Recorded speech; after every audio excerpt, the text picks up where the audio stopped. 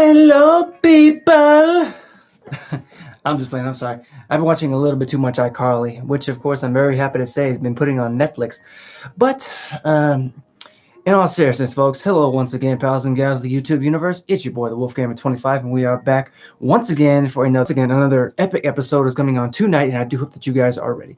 But as you know, it's as I said, that special time of the week where we spend some quality time together, basically nerd out about all things figure, Funko, merchandise, memorabilia related of all kinds, shapes, colors, sizes. You better believe anything of that sort you're gonna find right here on this channel.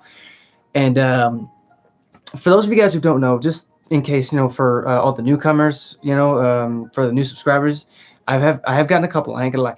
Basically, what we do on this channel is me being the collector that I am. I collect figures and Funko and merchandise of all kinds.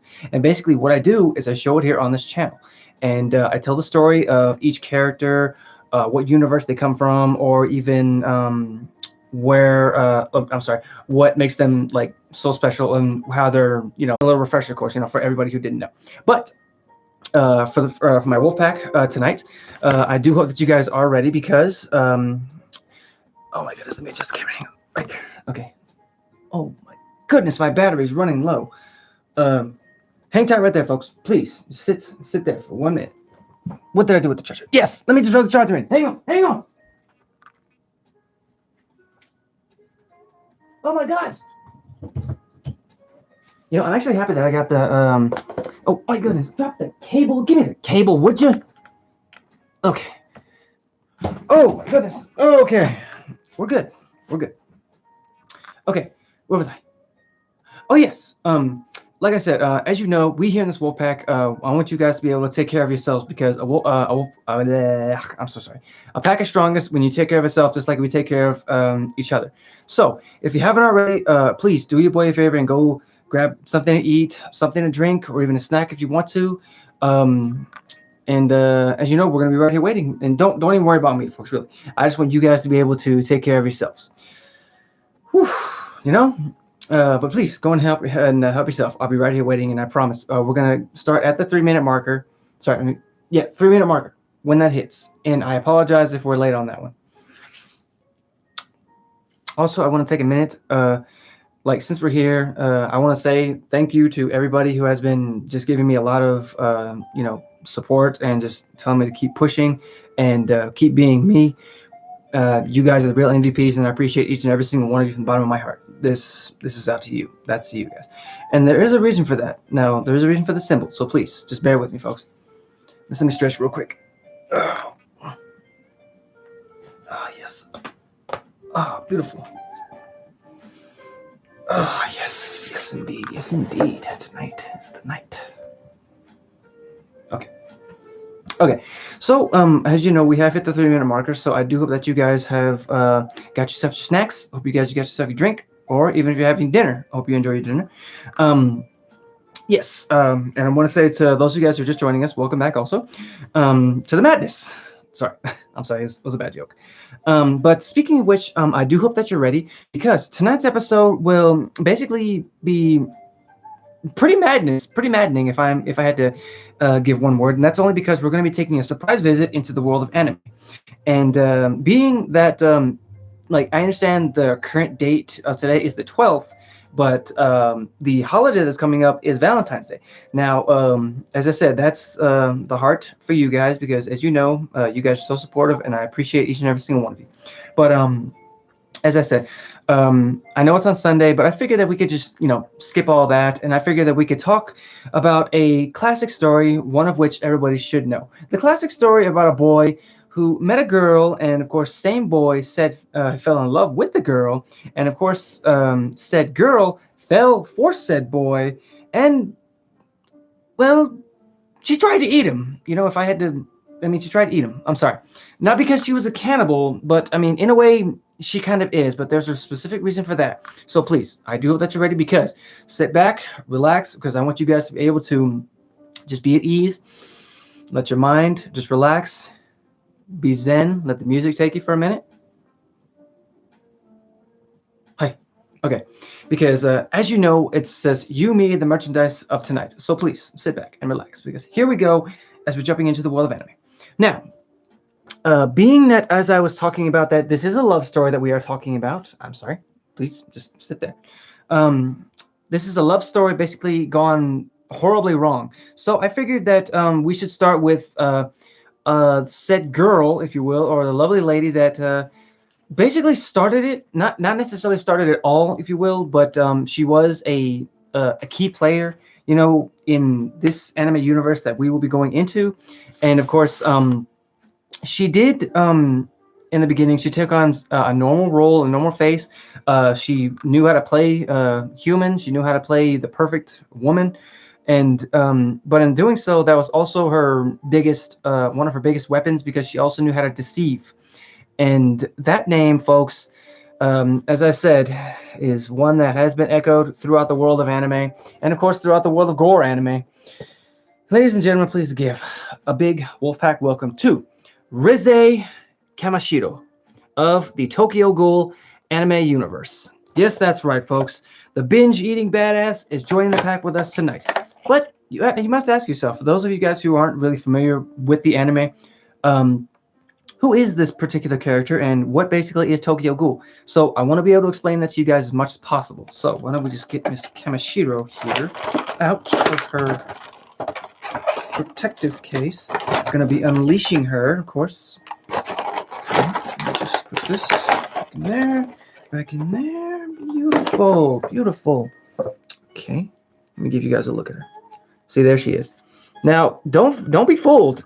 Don't let the glasses and the beautiful dress and of course the heels on her or the purple hair fool you.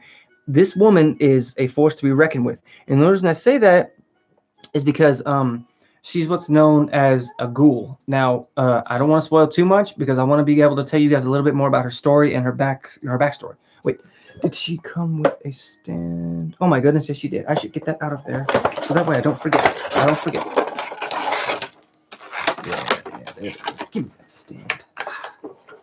Not that I don't believe that she could probably stand up on her own 2 feet, but I feel like the stand would offer her more support, because as she's on the shelf. Okay. Okay. Let me just put her on there real quick. There we go.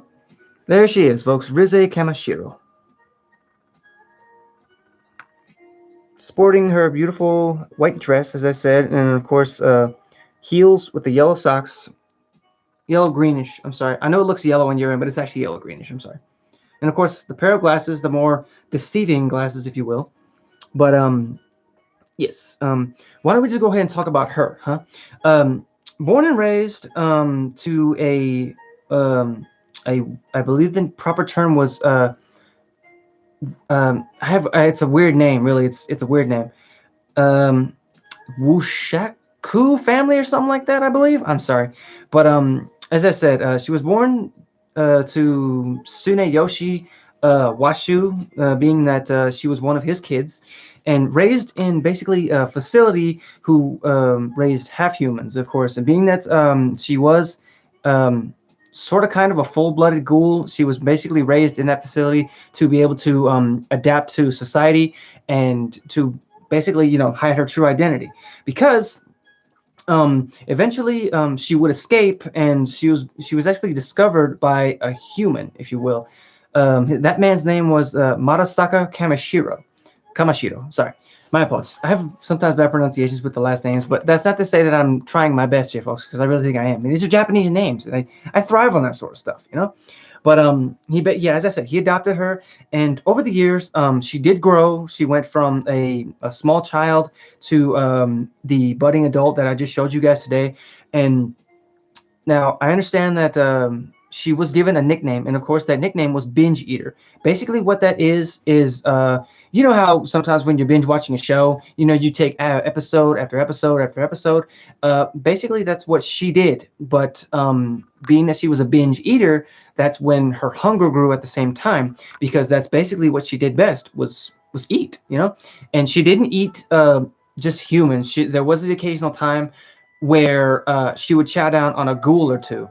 And basically, what a ghoul is sometimes a full-blooded or half-blooded like cannibalistic type monster, but not like too. Some are identified by different classes, different levels. She was one of the more serious types, not like as powerful, but just as dangerous. Now, as I said, over time, being that she grew, her hunger also did in turn follow. And at that time, living in the city of Tokyo, Japan, there was wards, right? Each ward had different sets of either humans, different ghouls, different like clans or anything like that, if you will. And she would basically ravage each and every individual ward until she landed in the 11th ward, where she decided to stay for a while. And of course, she met a young boy who was named Ken Kaneki, and um, she took a liking to him, only for a few seconds, but one fateful day that all changed, mainly because she led him into an abandoned back alley, and of course, she revealed what she truly was. In this instance, she was a ghoul, and even though she almost killed him, within an inch of his life, um, luck was on his side, and of course, in doing so, it was only for a split second, for a moment, when a pile of steel beams, which is about maybe 500-600 feet, maybe in the air, actually the cable that was holding it snapped, thus sending it on top of her and killing her instantly. And it crashed down on her, it killed her, just broke every bone on her body. And ghouls, I mean, they're not like invincible. I mean, they do feel pain, they do feel harm. Some they can build up a tolerance or resistance to physical harm, but I mean they're still harmful. You can still hurt them and still kill them. And basically, I'm sorry. One thing that I always thought was cool about her is the fact that, yes, it's true, she was hiding a truly just nightmarish person behind an innocent-looking face. There was also some cool facts that I did find out about her. Being that she was a ghoul, there wasn't one thing that was different about her was that she actually liked to read, because she it's true it was hard to see her as a dangerous monster type deal, but she wasn't one to shy away from picking up a good book and sitting down and enjoying the read, even if it meant having the occasional human parts to enjoy the story with. But being that, as I said, she was also one of the most strongest and feared ghouls in throughout the city, throughout the whole ward, basically, mainly because she was so like ravenous. Her hunger was always there, and one of the more sadistic types. Mainly because she wasn't like a masochist in any way. She did like the idea of whoever she was ravaging or eating, like begging for their life, begging for mercy. But she really didn't take that too much initiative, because whenever she saw food, she took it. She really wanted it. And probably the most coolest fact is that nobody knew her real name. Now, it is true, she was raised in a facility that was raising the half humans, but in doing so, nobody really knew her true name. So that's why she adopted the name of Rize, because I mean, it just came naturally to her due to the fact that like she felt more comfortable with it. And it's true because she decided to take up the last name Kamashiro, because the one who adopted her actually was more of a father to her than the last guy. So due to the fact that her last father was serving a life sentence in a prison built to hold ghouls. But that's beside the point.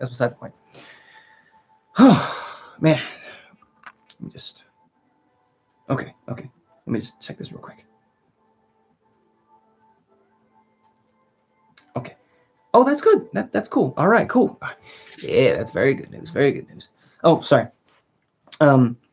Yes, moving on, folks. Next up, we're gonna go ahead and we're gonna restart said story. We're gonna roll it back real quick, and well, why don't we listen to the boys' side of the story? Now, it's true that this particular poor individual, he suffered, but there was a silver lining in this dark cloud, because being that he is the main protagonist of this anime, the ever popular anime, because I say that because it's one of my favorites and I can watch it like just a dozen times and never get bored with it. And well, it's a future cosplay, you know. I mean, if I'm gonna be blunt, it's gonna be a future cosplay.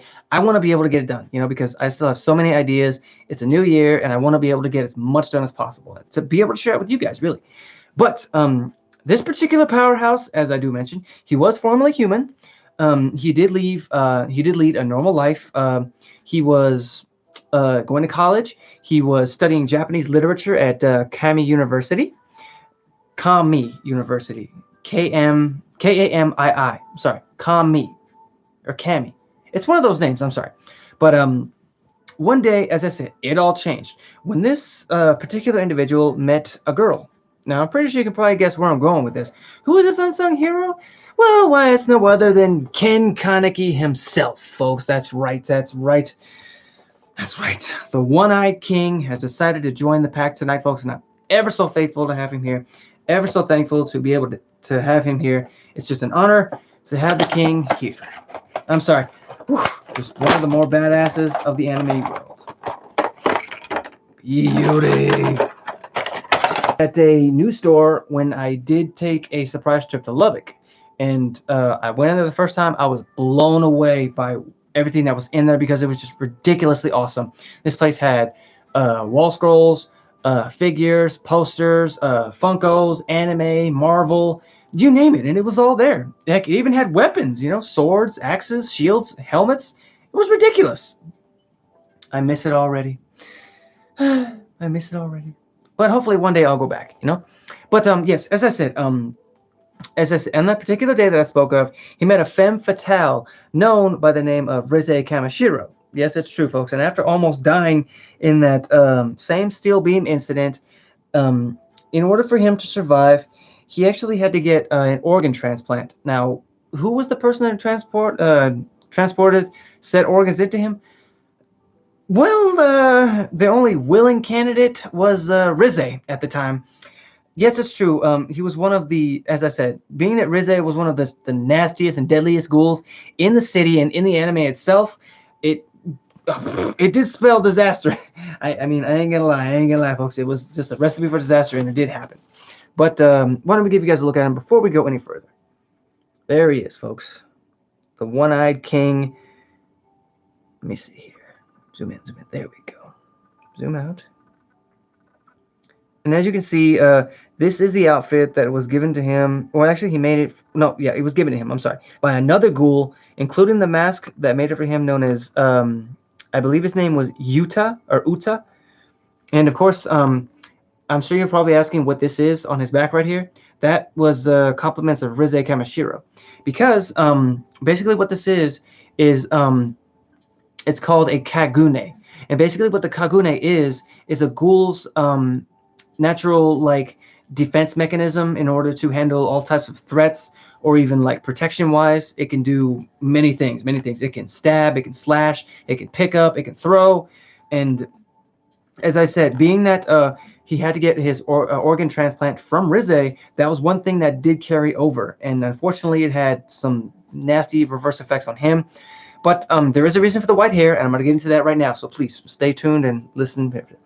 But as I said, the nasty surgery that he did have to go through, it did in turn, well, it turned him into a ghoul and half human, but he did survive, and in doing so, he did become like more sad, if I had to give a word, because he couldn't really believe that it did happen, because on the day that he woke up from his surgery, he made the startling discovery that he had one eye that was black and red, and of course one eye that was regular. And in that moment, he came to the discovery that he was half ghoul, which was very cool in my eyes, because it's not every day that you wake up and you see yourself in the mirror, and then all of a sudden you realize your eye's black and red, and then you become halfway to badass mode.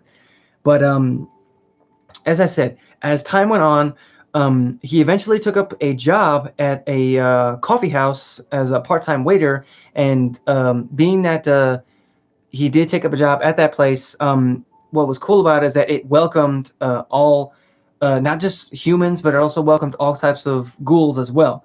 And he decided that he wanted to make that place a home, and he was invited by the main boss there, and he took up a home there, and the place was called Anteku.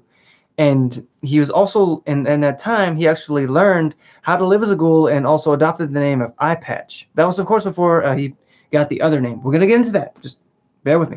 And there was a moment of time where the ward itself was in utter chaos by the ghouls and of course the CCG. Basically, what the CCG was is basically the I know there's a name for it, and I know it says something something ghoul, but basically think of it as the ghoul police, but more extreme because they don't play by like a set of rules. They see a ghoul and they want to get the job done of killing them. And in that moment, there was a time where he was captured by a group known as Aogiri Tree, and after a while and some terrible torture at the hands of Yamori, and just during that time.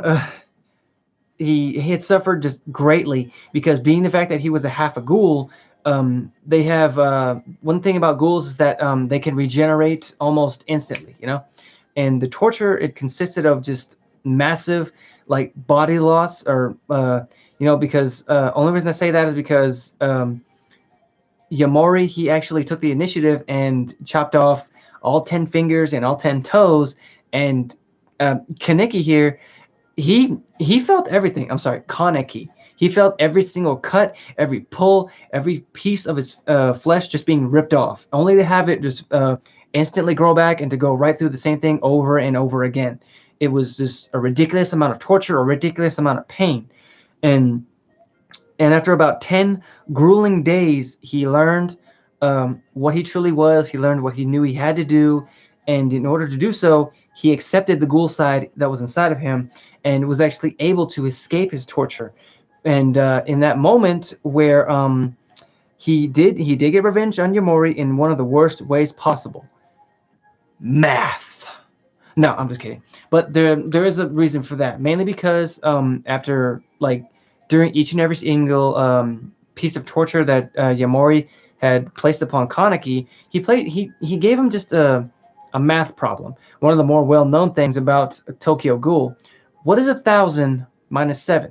Mainly because every time he would give him an answer, chop, chop, chop, chop, chop, every single time. But in some years, some years later, he then formed his own group, and basically what they did was they acted as a group of protectors. And what he did was those particular people mostly protected those who were precious to either Kaneki or somebody in the group itself. And of course, they plucked out, if you will, anybody who would threaten the place that he belonged to. That included Anteku, and I'm guessing Aogiri Tree because they were good to him too. And now we're gonna get into some cool facts about this guy. The name Kaneki actually means golden tree.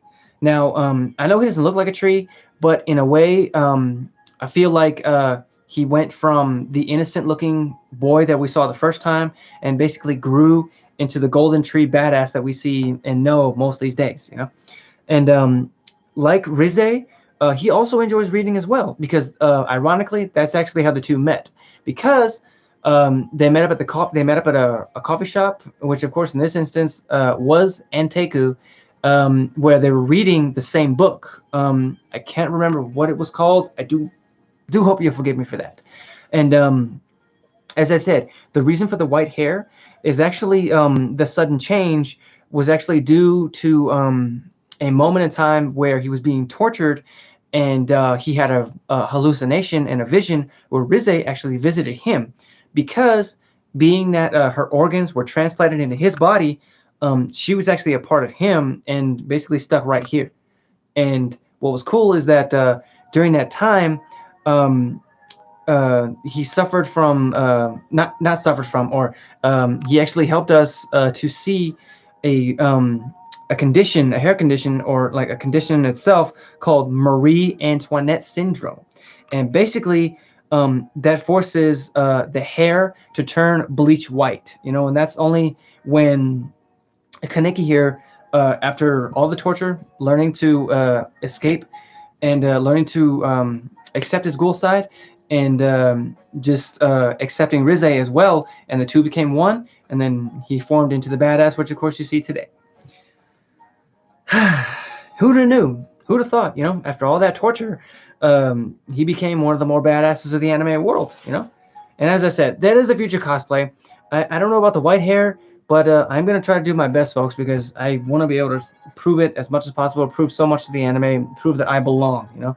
But yeah, I'm gonna go ahead and end it right there, folks. I want to say thank you to everybody who came out and saw me tonight.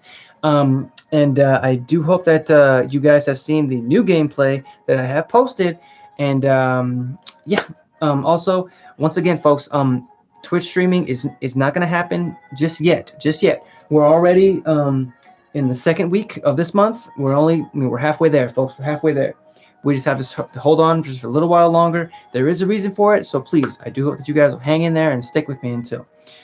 But yeah, feel free to hit the follow button when it does appear here. Feel free to sample either one of these lovely videos when they do also appear. And I do hope that you guys enjoyed. And until next time, guys, please remember, be safe, be zen, be yourselves. Lávese las manos, por favor. Wear your masks. Please, please wear your masks. And until next time, guys, don't be the binge eater, okay? Please. And peace.